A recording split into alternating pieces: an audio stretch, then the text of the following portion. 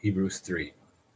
Therefore, holy brethren, partakers of a heavenly calling, consider Jesus, the apostle and high priest of our confession.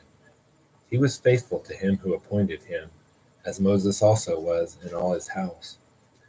For he has been counted worthy of more glory than Moses, by just so much as the builder of the house has more honor than the house. For every house is built by someone, but the builder of all things is God.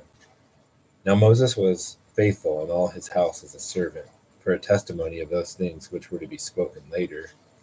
But Christ was faithful as Son over his house, whose house we are, if we hold fast our confidence and boast of our hope firm until the end.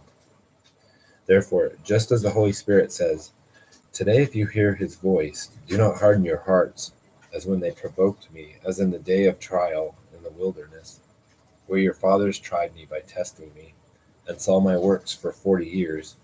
Therefore I was angry with this generation, and said, They always go astray in their heart, and they did not know my ways.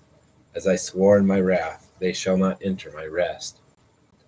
Take care, brethren, lest there should be any one of you an evil, unbelieving heart, in falling away from the living God. But encourage one another, day after day, as long as it is still called today, lest any one of you be hardened by the deceitfulness of sin. For we have become partakers of Christ, if we hold fast the beginnings of our assurance firm until the end, while it is said, Today if you hear his voice, do not harden your hearts as when they provoked me. For who provoked him when they had heard? Indeed, did not all those who had come out of Egypt led by Moses? And with whom was he angry for 40 years? Was it not those who sinned, whose bodies fell in the wilderness? And to whom did he swear that they should not enter his rest, but to those who were disobedient? And so we see that they were not able to enter because of unbelief.